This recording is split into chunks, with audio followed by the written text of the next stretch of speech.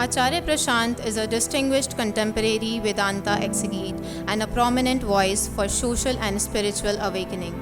He is the author of over 160 books, including several national bestsellers published by leading international publishers such as Penguin and HarperCollins. His writings deeply connect Indian darshan with modern contexts, fostering profound self-awareness. After completing his education at IIT Delhi and IIM Ahmedabad, Acharya Prashant founded the Prashant Advait Foundation, which has now evolved into a global movement. He is among the rare individuals to have cleared both the highly competitive IIT CAT and UPSC examinations in the same year. He has been honored with several prestigious awards for his exceptional contributions to animal welfare, environmental conservation, and the recent outstanding contribution to Indian National Development Award, conferred by the IIT Delhi Alumni Association.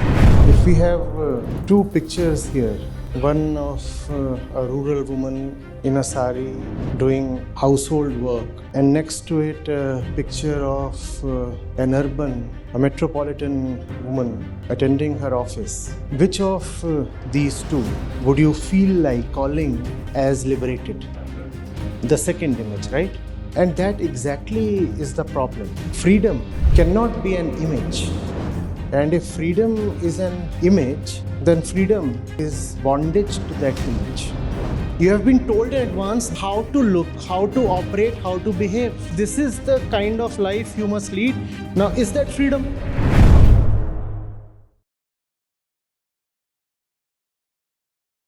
Good afternoon, sir. Sir, my name is Priyanshu Sanskar from History Department.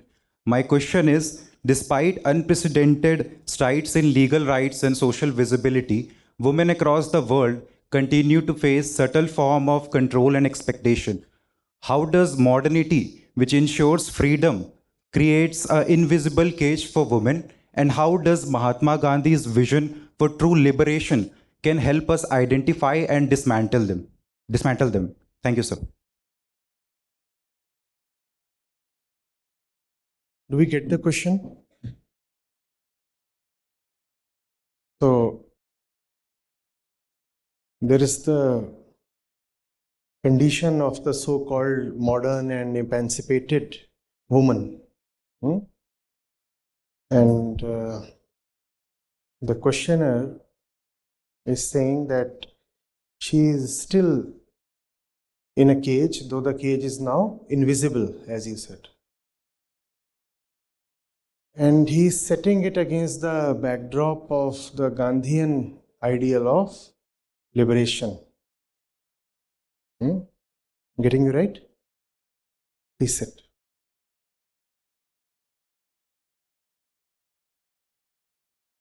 All right. So, is the modern, educated, liberated woman really free? If we have two pictures here, one of a rural woman in a sari doing household work, and next to it a picture of an urban, a metropolitan woman attending her office. Which of these two would you feel like immediately, instinctively feel like calling as liberated? The second image, right? Right? Wearing more modern clothes and attending office instead of looking after household chores. You'll say this is the liberated one. The second image corresponds to freedom, liberty, whatever. And that exactly is the problem. Freedom cannot be an image. And if freedom is an image, then freedom is confinement. Freedom is bondage to that image. Do you get this? Where were we? Yes, the image. So, if you know in advance that this is what it means to be modern, then where is freedom? A man, a boy, a girl, young person sitting here, if they know well in advance that this second image, here is the first one, and this is not modern, conservative, traditional, and all that. This is the liberated one. And you know in advance, this is what is called liberation. If this is what is called liberation, where is freedom? You have been told in advance what to do, how to look, how to operate, how to behave. You have been told in advance, this is the kind of life you must lead, and if this is how you would be, then you deserve to be called as modern or liberated. And you have to do this. You have to do this. You have to be like this. Now, is that freedom? Is that freedom? First of all, there is a framework, just as the picture has a frame. No? It's, what do we say? It's a framed photo. So there is a framework. And the woman is not being allowed to go beyond that framework. Secondly, all that you see in the image is a particular kind of behavior. What you see is a particular kind of behavior. And what you see is only the exterior. You look at her face, and it probably has a different kind of makeup compared to the rural woman. Her haircut might be different. The choice of clothes would be different. And obviously, the environment, the surroundings, the workplace, that is different. All of that is telling you only of the exteriors, right? Is there any way any image can peep into their insides and know what's going on? No. So first of all, we said there is no freedom because there is a framework. If you look like this, if you behave like this, only then you deserve to be called as modern and liberated. Secondly, all you see is the exterior. Whereas freedom is firstly a thing of the inside. Freedom is first of all a thing of the inside. Freedom is not something so cheap that you can be called as free just by wearing a particular kind of trendy wear. And that's where the Gandhian context becomes relevant. Because when Gandhi talked of liberation, in the tradition, the long-standing tradition of the wise thinkers of India and the world, he was very clear.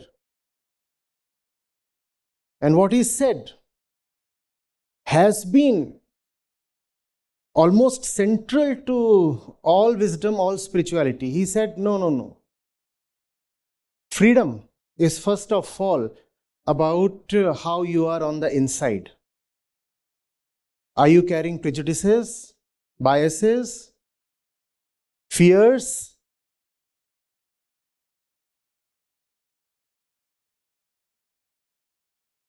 Greedy desires? Self-centered ambitions? If this is what you are carrying within, you are not free at all. So in context of the Indian freedom struggle, he would say, it is not about just driving the British away. It is about, first of all, being internally free. There is a reason the British could come here and capture territory and lord over us. And the reason was internal. Unless that internal reason is addressed, just trying to shoo the British away would take us nowhere. And then he said, freedom is about how you behave with the people around you. So internal, and then the second level was social. And among the people around you, he did count women. That was very important to his thought. All the marginalized sections of society, the poor, the Dalits, he referred to them as Harijans, and women. He said, unless you are conscious of the kind of behavior and relationship you have with the people around you, how can you be called as free? If you are just unconsciously towing the traditional line, which might be exploitative, which is indeed quite exploitative, then how are you free? How can an unconscious person be called as free? If you are lying unconscious, what freedom do you have? And then he said, freedom must also be about not being dictated even within your own sovereign by a far off power.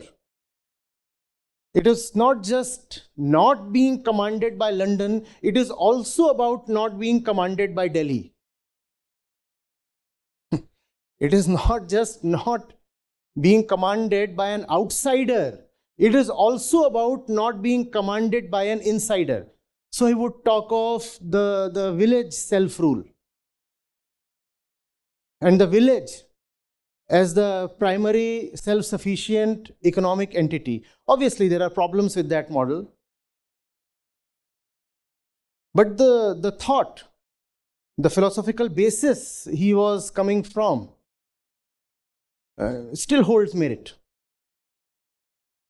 So freedom internal, freedom social, and freedom not just from those you consider as outsiders or aliens or the other, but freedom also from the one you consider as the insider or your own. Right? So that was what Mahatma Gandhi thought of as liberation. And that's a very central word to all Indian philosophy. Indian philosophies, Vedanta, and the other ones, not only the orthodox ones, but even Jainism and Buddhism, for them the final aim is liberation. Liberation. Not the attainment of some great pleasure while being alive or after death, attaining some great place to be at in the form of a soul, none of that. Liberation. And Vedanta in particular talks of liberation here and now. It says, we don't want to entertain ourselves with fanciful concepts like heaven and hell. We are alive right now, and we deserve a liberated life here, right now. So what Gandhi was saying was perfectly in alignment with what the Indian philosophies rather have been asserting all along. Right? Now, we'll come back with this understanding to the state of the woman. Many of you would have read the book, or at least heard of it, The Second Sex, Simone de Beauvoir. Huh? So, very famous quote from there. Yeah. Wonderful. Expectedly, it's a girl. Woman is not born, she becomes a woman. In other words, she is made a woman. She is made a woman. This is how she is made. She is made like this. Alternatively, she is made like this. In either case, she is being made by someone else, and that's not freedom. And that's not freedom. You get this? So modernity, if is just another name for an appearance or a code of conduct, then it's just another name for a fresh set of bondages.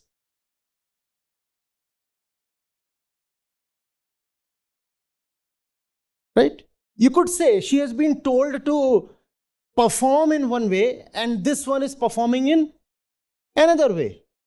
Judith Butler, gender is a performance. Gender is performance. You behave a particular way. You behave a particular way and you will be called as modern. You might say, no, we just don't behave. We also think that way. But even the thought is an imported one. When we say imported, even that implies some agency, some consciousness. Often it is not imported, it is implanted. You don't even know how it got into you.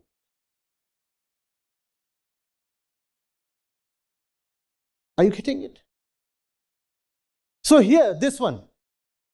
She was objectified by way of ownership. So Manusmriti, for example, would say the woman should never be free or independent. She should be dependent on the father, the husband, the sons, but never should she be independent. So there was ownership. In this model, there was ownership. And in this model, she is again being objectified. Though nobody legally owns her now, but don't we find her objectified in TV commercials every day? Yeah. So objectification is still there. What has changed?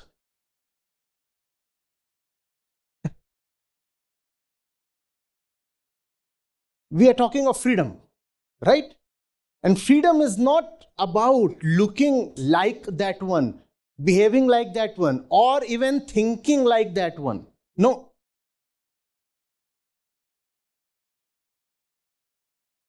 If you are anything like that one, are you free? We are not saying you must necessarily not be like that one. Even that would not be freedom. But to be asked to conform to anything from here and there is not freedom. This one. The husband would often force himself upon her sexually, right? And she had no voice, no choice.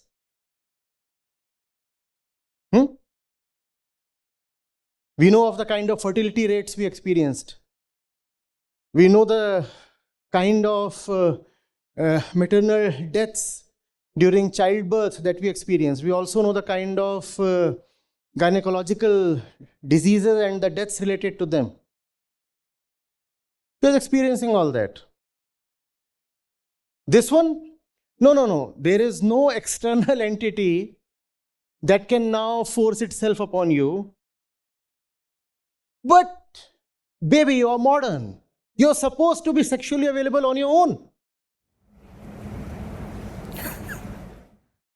No? And if you say no towards this thing, I'm a little reticent. This is not something that appeals to me. This is not something that I prioritize. Then you're not modern, are you? So even in the sexual sense, modernity is a code of conduct. Did she have much choice here? No.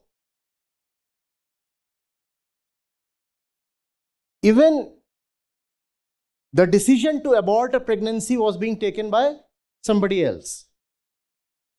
Mostly. Think of it, if she has been fed that she must look sexually attractive, she must wear particular kind of clothing, then does she have sexual agency even here? Please. Does she have it? The form has changed, the form has become subtler. And when your bondages, your chains become subtler, invisible, then they become more vicious and harder to tackle. If you are being controlled from the outside, you'd feel like challenging your exploiter. But when you are being controlled from the inside, you say, nobody is controlling me. I am my own person. I'm leading my life the way I want to. And that's a deeper form of enslavement. Are you getting it? Yes? And then I'm asking you, how far removed is she really from this one? Yes, in the outer experience and the outer appearance, she indeed does look different. But then so many working women, they complain of what you call as a second shift phenomena. She says, I do this, and when I return, I also do this. Instead of then having one frame to comply with, she now has two universes to straddle parallelly. Is that freedom? Is that freedom really? Then, if you look at the modern forms of superstition, etc., women happen to be participating with greater vigor in them compared to men. Reports suggest that the membership of the astrology apps that is skewed towards women. Now, she can't really be an illiterate woman, right? She's downloading an app and using it.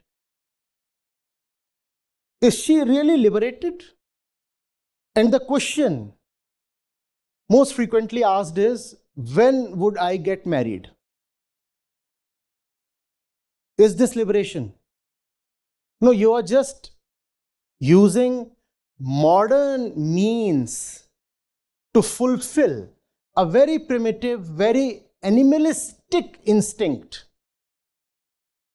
The means are modern, the instinct is primitive. Is that modernity? Is that modernity?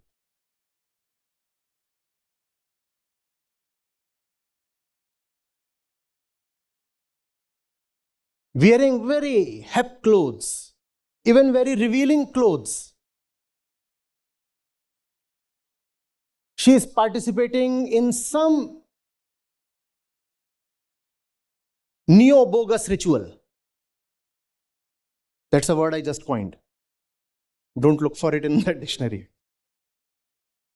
Neo-bogus. Sounds right, huh? So some crystal, some nonsense, something. And she looks very modern. Is that freedom? This one was being sent away with loads of dowry to some person that her father or the extended community chose. So you see the relationship with money here? Money, body, family, everything. There was no love. There was no love. And this one, if she starts aspiring to be a trophy wife, and she is on her own linking her body to money, Is there love?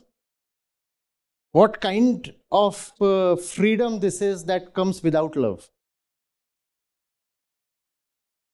She was not supposed to talk of love. She was supposed to talk only of duties. Right? You have duties towards your husband and your family. This one, she doesn't know what love is.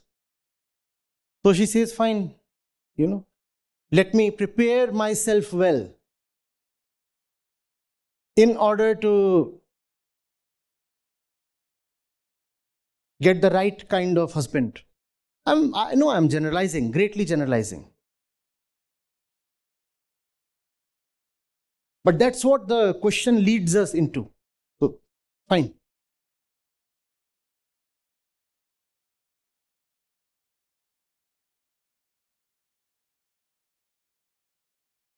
Freedom is internal to begin with. The roots of freedom are always inside us. Freedom is not demonstrative, not performative. You cannot act a certain way and say, this is freedom. No. So let's take a hint from the Indian systems of philosophy I talked of. They talk of freedom. They say freedom is the goal. And then they also tell you that understanding is your very identity. Understanding not as a task, but understanding as being. I am understanding itself. Understanding not as something that you do, but something that you are. And these two go together, understanding and freedom. So when you understand what's really, really going on here, then you have taken the first baby steps. And then that takes you far, very far. If there is freedom at all, it has to be about knowing what's going on. Knowing what's going on. And from there, the right response to life just spontaneously emerges. That's freedom. Do I understand what's going on? Or was I being carried away a particular kind of stream here? And I'm still being carried away, just that the stream has changed.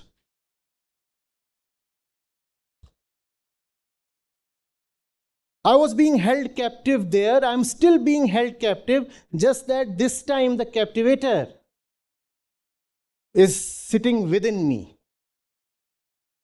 Not just sitting within me, but probably also carrying my own name. I am my own slave driver.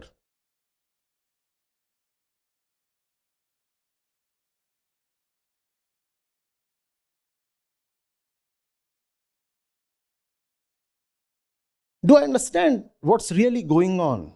As a woman or as a man, if I know, that is freedom. Or I'm so afraid or just so lazy that I want to follow, to conform, to ask somebody else to lead, to read somebody else's thoughts, and not even meditate properly on them, and just say, because everybody is behaving like this, hence I too must, because I don't want to be left out. That's fear, right? Can fear and freedom go together? I'll repeat that 10 times, and that would still be insufficient. Freedom is not about the way you look or walk. It's not about the accent you carry. It's not about how happy your clothes are.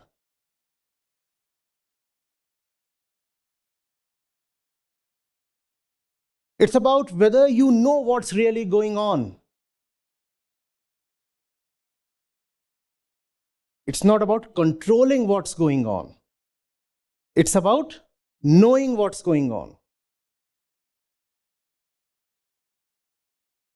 Sartre, freedom is what you do with what is done to you.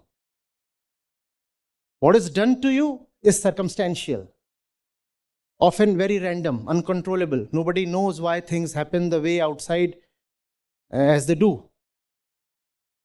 But I must be the master of my interiors. There must be a point within that nobody can touch, nobody can control. As human beings, every cell of this body we find conditioned, don't we? All thoughts are in some way social, coming from here, there, a combination of something, this, that. All emotions are physical, right? So what is mine then? Finding what is really yours. Can there be freedom without that? Please tell me. If you don't have anything that is yours, can you be free? How can you be free? Everything about you is owned by somebody else. Where is freedom?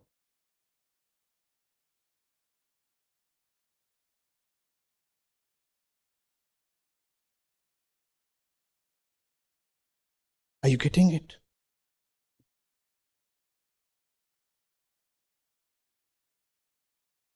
Before you say, I want to do it, this is my life, this is my choice. No, this one couldn't even say that, right? She couldn't even say that. You wouldn't hear that even today from middle-aged ladies in the remote areas. You go there and this phrase, this language, this attitude, this metaphor is alien to them. They'll not say, my life, my choice. No, they won't. This one would say that. And she says that 40 times a day. But really, are your choices free? Where is freedom in your choices? Without self-knowledge, how will you ever know where your thoughts and actions and feelings are coming from? Feelings, it's a very important word when it comes to our species. And especially the more important gender. If I keep talking of my feelings as the dictator of my life and my actions, do I ever look into where they come from? Have I even begin any kind of self-realization? I felt this way, so I decided that way because I am free to do as I feel. No. When we talk of freedom, that includes freedom from being swept away by the flow of feelings.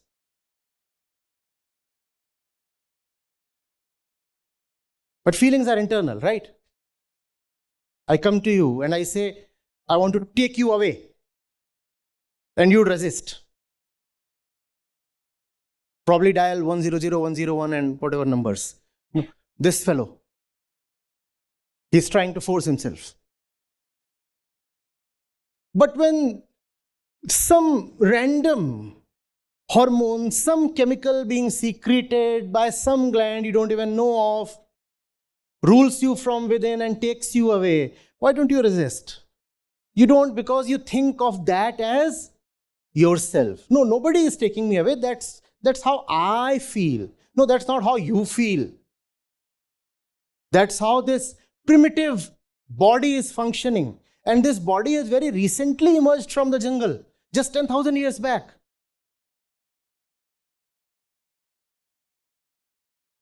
The body is ancient, 4 billion years old.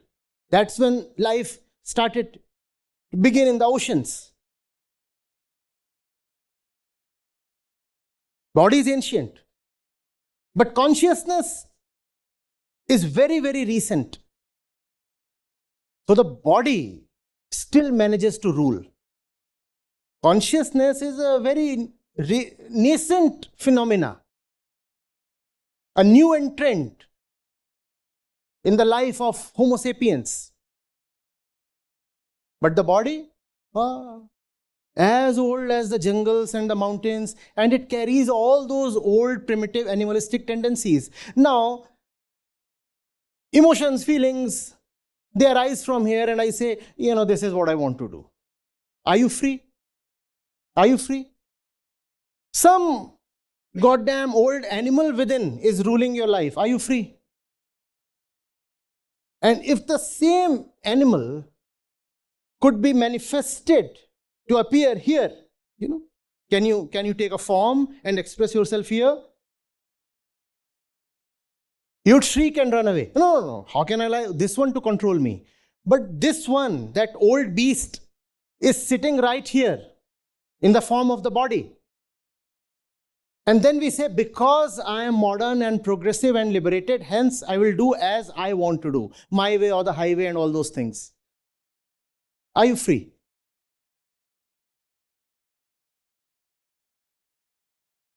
That does not mean that you start following somebody else's way. But that somebody else becomes all the more nefarious when he finds a subtler way to control you, no?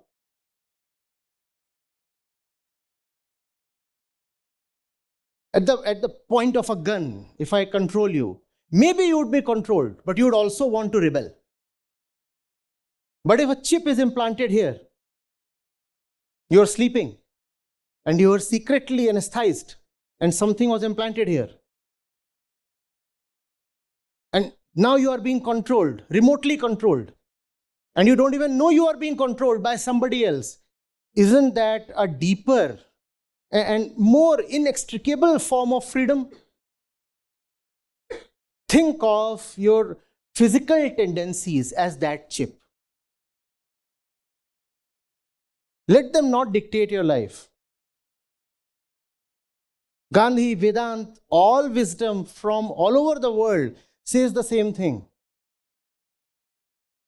Be cautious of the external oppressor. But remember, the external oppressor succeeds only because he has an ally, an agent implanted within you. Like a Trojan horse, no? Here. Somebody, if succeeds in oppressing you from outside, that has to be resisted. Obviously. But also remember that that one succeeds only because he resonates, he or she, or the system, whatever the name of the oppressor be, resonates with something here. Unless that one has an ally within, that one won't succeed. Hence, first of all, what do you need to take care of?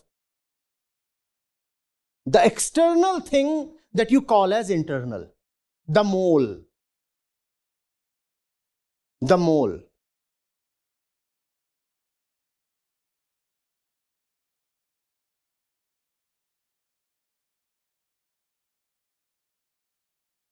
Freedom is not an ideal. Freedom does not mean conforming to certain notions. Freedom does not mean that you have to be a superwoman. The kind of things that they show in the movies.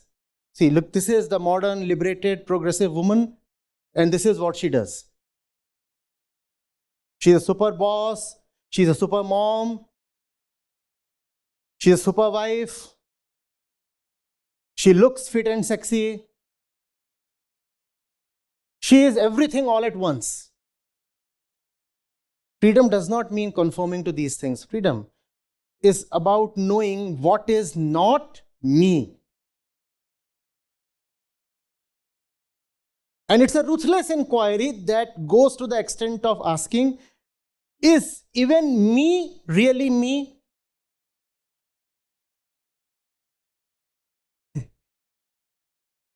Do I even exist as an independent, sovereign entity?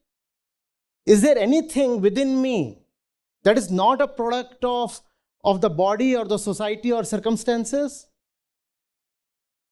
You don't need to come to a conclusion, but these questions must be asked. And any kind of discovery begins with ruthless questioning, no?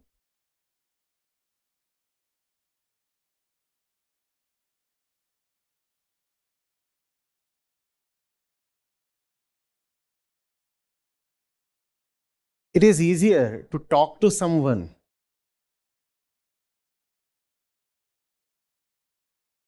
when the fellow is aware that there is a problem. Then there can be a discussion. Then some advice can be rendered. No? But if you are not even aware that there is a problem, if you think that you are already fine, healthy, free, and all the good things, then it becomes extremely difficult to talk.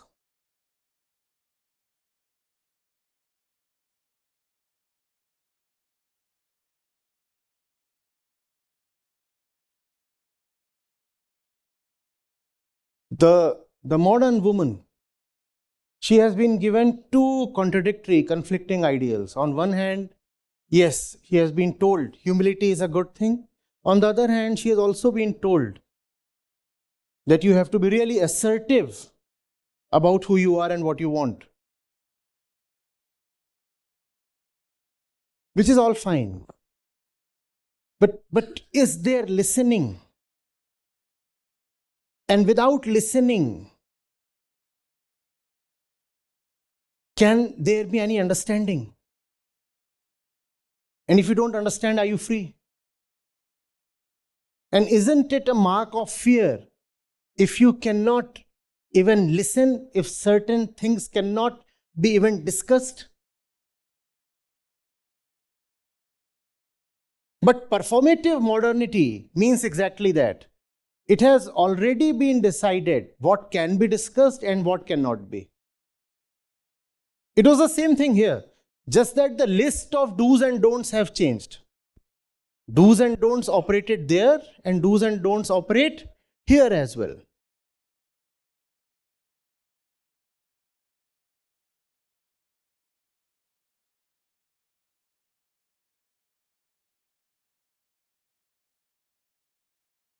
Are we together?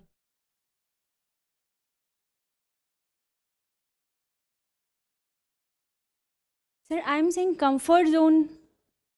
Comfort? Sir, comfort zone Huh. does play a role in it, right? Yes, it does, because be it a man or a woman, we are not really physically born to struggle for our liberation. You have seen animals in captivity? Don't they breed there? Don't they breed there? Yeah? In fact, probably they breed more prolifically in captivity than in their relative freedom of the jungle. As animals, we are not designed to ask so staunchly for freedom that we'll sacrifice everything for it. If I am being held captive and being given enough food, and if there is a partner, then I'll breed. Then I'll breed. Just keep me comfortable. The body says comfort is more important than freedom. That's what the body says. And that's the reason why philosophy constantly urges you to inquire, to what extent do you want to obey the body? Decide for yourself, what kind of relationship do you want to have with the body? Because the body is not interested in the higher things of life. You're reading a great book. Doesn't the body want to just fall asleep? Please tell me. You have an important flight to catch, and the body refuses to wake up. The body is not interested in flying high. The body is interested in happily lying low and snoring. That's what the body is like. It is one of the most fundamental freedoms, the freedom to challenge the body, the freedom to tell the body, yeah, you are doing what you are designed to do, and let me do what I am here to do. We will coexist, we will be good neighbors, but let us know our respective domains and also respect the boundaries. Sir, on the level of family, market, we all see a level, right? Like if I have done something good, my father praised me, or my mother praised me, or my friends praised me. But if they are opposing me, then I will think, but also I will not resist on some level. So up to which level it is right, or how should we be? It depends on the kind of love you have for yourself, and that love decides the level of your resistance. Little love, little resistance, great love. So there can be no template I can offer. There is something that I immensely value in life. Someone wants to take it away. How much resistance would I offer? Depends on the love I have for that thing. Depends on the love. And love is not something that can be forced. Love is something available only to those who are in touch with themselves, first of all. It is not about being in touch with somebody else. The first thing is about seeing who you are, and hence, what is it that you really aspire for? And then you are drawn towards that which aligns with your real aspiration. That is love. It must be very, very intense. Very intense. I love to quote Saint Kabir when it comes to love, and when it comes to love for freedom in particular. I'll quote him in the original. अधिक स्नेही माछरी दूजा अलप स्नेह, ज्यों ही जल से बिछुड़े झट से त्यागे देह. Love must be like that of the fish for the vastness of the ocean. That should be the quality of your love. I'm in love with immensity. I don't love small things. The moment you'll pull me out of the ocean, I'll simply die. That's the intensity of love that you need. You pull me out, and I won't live beyond a minute.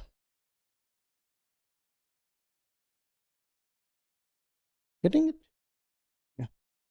Hi everyone, my name is Mansi and I have been listening to Acharya Ji and being the part of the sessions from past 11 months. So the most important teaching for me from today's session was where Acharya Ji debunks the definition of the skillful in a work. So usually, like others as well, and as he also said that we usually do the wrong interpretation of it, where we think that if we are skillful and efficient in doing some work, then we are established in yoga. However, according to Sri Krishna, he says that the efficiency is in some work is determined by the source or the center from which the action is coming from. So whether the actor knows that himself or herself and what leads the action. So that is the most important teaching for me. from today's session, I found one more thing interesting, that is when Acharya Ji told us that this word itself, so it means that this word exists in this moment. So this reminded me, I mean, just as I am a physics student, so it reminded me about the concept of Dirac delta function, so where it only exists at some particular time. So this movement is also similar to that, where means if we make a right choice in this moment, then that is the that leads, I mean, that's what matters actually. So that was another thing that was interesting to me.